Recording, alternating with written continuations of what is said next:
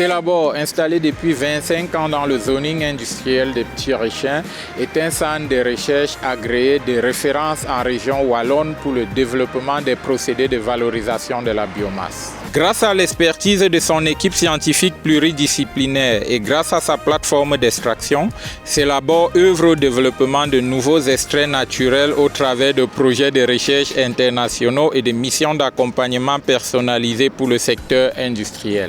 AgriWest Value est un projet de recherche soutenu par l'Union européenne et visant à transformer les résidus et les sous-produits agricoles en composés bioactifs qui vont être utilisés principalement dans des secteurs clés tels que la cosmétique et la nutraceutique et dans une deuxième phase dans d'autres secteurs tels que l'énergie, la chimie et l'agriculture. Célabore assure la coordination scientifique de ce projet qui est financé à un peu plus de 3 millions d'euros. Le consortium est constitué de partenaires industriels et universitaires provenant de 5 pays de l'Europe, notamment la Belgique, la France, l'Allemagne, la Suisse et les Pays-Bas. Plusieurs résidus agricoles ont été sélectionnés dans le cadre de ce projet. Pour l'étude d'aujourd'hui, nous allons nous focaliser sur les tailles de pommiers.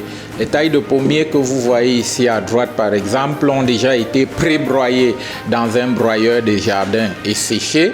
Pourquoi les tailles de pommiers? Les tailles de pommiers contiennent des molécules très intéressantes qu'on appelle les polyphénols. C'est une classe de molécules largement répandue chez les végétaux ayant des propriétés diverses. Le polyphénol majoritaire dans les tailles de pommiers est connu, il s'agit de la florizine. Et la florizine est un dihydrochalcone glycosylé qui est précurseur d'un colorant jaune vif qu'on peut utiliser notamment dans la cosmétique et la nutraceutique. À côté de ça, la florizine est également un inhibiteur des transporteurs du glucose et il va ainsi jouer un rôle très intéressant dans la lutte contre le diabète et l'hypertension artérielle par exemple. La toute première étape dans un procédé d'extraction est le broyage de la matière première. Tout à l'heure, nous avons vu que notre matière a été pré-broyée dans un broyeur de jardin et séchée. Maintenant, grâce à cette machine, nous allons la broyer en des particules beaucoup plus fines.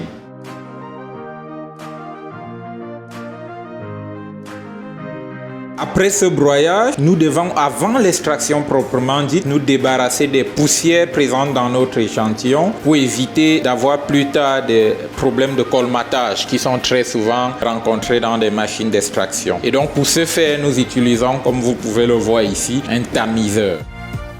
Maintenant que notre matière première est prête, nous allons procéder à l'extraction. La méthode d'extraction utilisée ici sera la macération. Il s'agit en réalité de mettre notre matière première en contact d'un liquide pendant un temps déterminé afin d'en extraire les polyphénols d'intérêt. La macération peut être utilisée à chaud ou à froid et plusieurs types de solvants peuvent être utilisés. Dans le cadre d'AgriWest Value, des essais ont été effectués à l'échelle du laboratoire afin de déterminer dans un premier temps le solvant dans lequel nos métabolites d'intérêt étaient le plus solubles et ensuite d'optimiser les paramètres d'extraction, notamment le ratio solide-liquide, le temps d'extraction nécessaire ainsi que la température optimale pour obtenir le meilleur rendement d'extraction de nos métabolites secondaires. Aujourd'hui, nous allons effectuer une montée en échelle. Donc, nous allons travailler sur une échelle plutôt pilote, voire semi-industrielle. Cette cuve que vous voyez a 350 litres de volume et le solvant que nous allons utiliser est une solution hydroalcoolique. Les parois de la cuve ainsi que le fond sont bien évidemment thermostatisés pour permettre le maintien de la température pendant notre procédé d'extraction. La matière première, comme vous pouvez le voir, est mise en contact avec le solvant dans la cuve. Il est important de préciser que le solvant sélectionné pour notre expérience est un solvant potentiellement inflammable. Nous devons donc prendre des précautions supplémentaires pour cette expérience et pour cette raison, nous travaillons notamment dans un environnement ATEX. Une fois que la matière première est mise en contact avec le solvant et que nous sommes à la température désirée, il ne nous reste plus qu'à attendre le temps requis pour l'expérience. Durant ce temps, le mélange doit rester homogène et ceci se fait grâce à un agitateur intégré dans la cuve.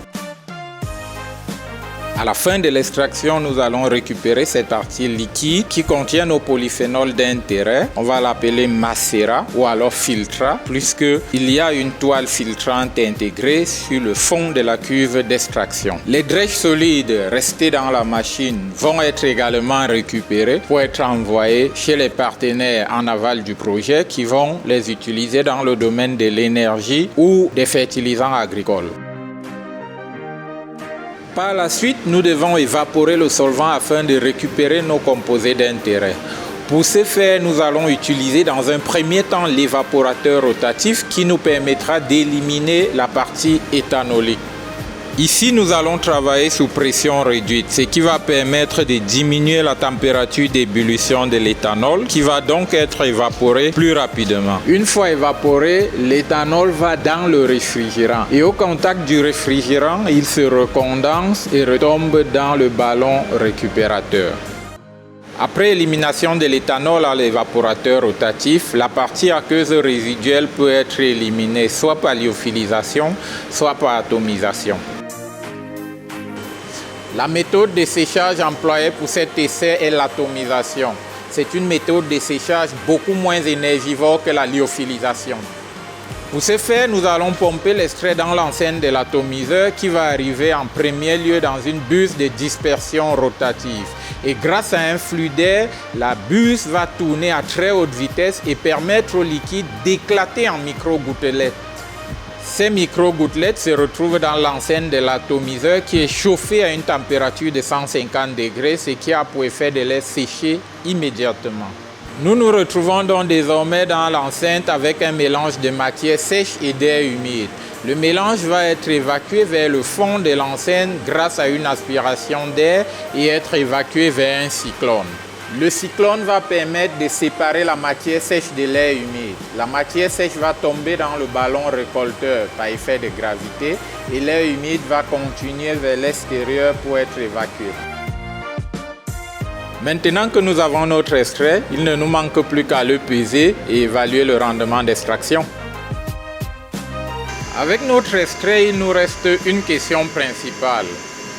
Quelle est la concentration de celle-ci en fluoridine? Chez Celabor, nous allons faire appel à de la haute technologie, telle que la chromatographie liquide à ultra haute performance couplée à la spectrométrie de masse pour pouvoir évaluer le contenu de notre extrait en fluoridine. Cette technique présente le double avantage de pouvoir permettre le calcul de la concentration en composés déjà connus, mais également l'identification des composés potentiellement nouveaux dans notre extrait.